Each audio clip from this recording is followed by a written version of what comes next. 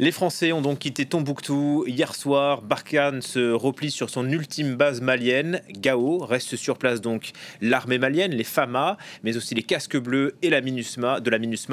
On en parle avec vous, Gauthier Rybinski. Bonjour Gauthier. Bonjour Julien. Est-ce que le Mali perd aujourd'hui l'un de ses principaux alliés, un allié de poids face aux djihadistes, à savoir la France? Alors officiellement non, puisque l'idée française, qui est avancée en tout cas, c'est que l'armée, c'est que Barkhane, qui est en voie de disparition, mais en tout cas l'armée française, doit se redéployer dans le sud du Mali. Or, le problème majeur, il est dans le nord avec les djihadistes. Donc, il y a le constat que le gouvernement français fait et qui veut que finalement, on ne peut aller contre la volonté d'États souverains comme le Mali. C'est-à-dire que la France a supposé que le Mali se comporterait comme les anciennes colonies, c'est-à-dire de manière très docile, et ne mettrait pas de bâton dans les roues de l'armée française. Sauf qu'il y a eu 2 coups d'État. Sauf qu'il y a eu 2 coups d'État, et que, si vous voulez, dans la mémoire ou la conscience collective malienne, quand on vit des choses traumatisantes, comme ces coups d'État, comme les djihadistes, comme une conjoncture économique qui est catastrophique, eh bien on se rattache à quoi?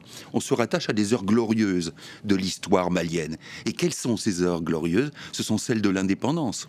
Ce sont celles qui ont connu la séparation de la tutelle française.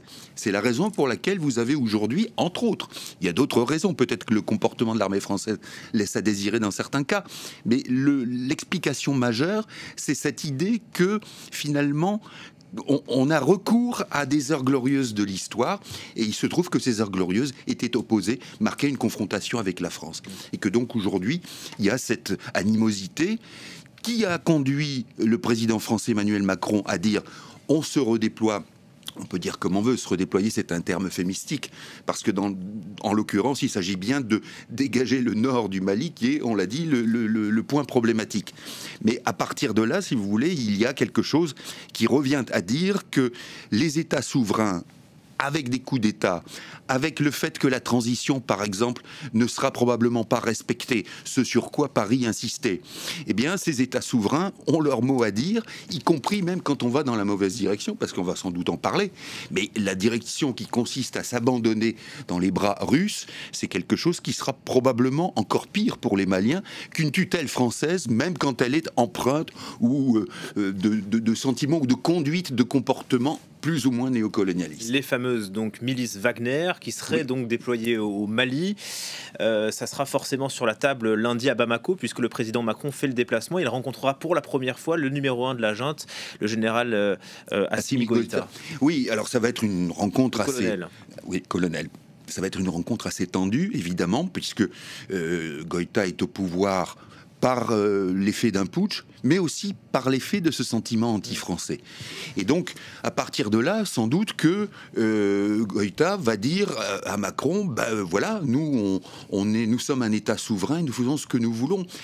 C'est aussi pour Paris une drôle de configuration, dans la mesure où Paris avait dit il y a le problème donc de la transition et le problème de la présence de ces mercenaires russes, dont on a vu dans d'autres pays comme la Centrafrique qu'ils sont là pour essentiellement être des prédateurs, que ça soit de l'économie ou que ça soit parfois des individus, et que au fond ils sont là pour servir, même de manière cachée, les intérêts de l'État russe. Bien, donc ce qui se passe aujourd'hui, c'est-à-dire ce retrait français, ressemble quand même, qu'on le dise ou pas, ça ressemble à une forme de débandade, si vous voulez. Parce que s'il n'y avait pas ces contradictions, s'il n'y avait pas la volonté du Mali de s'affirmer comme État souverain, quitte à se jeter dans les bras de mercenaires russes, eh bien vous n'auriez pas ce recul français.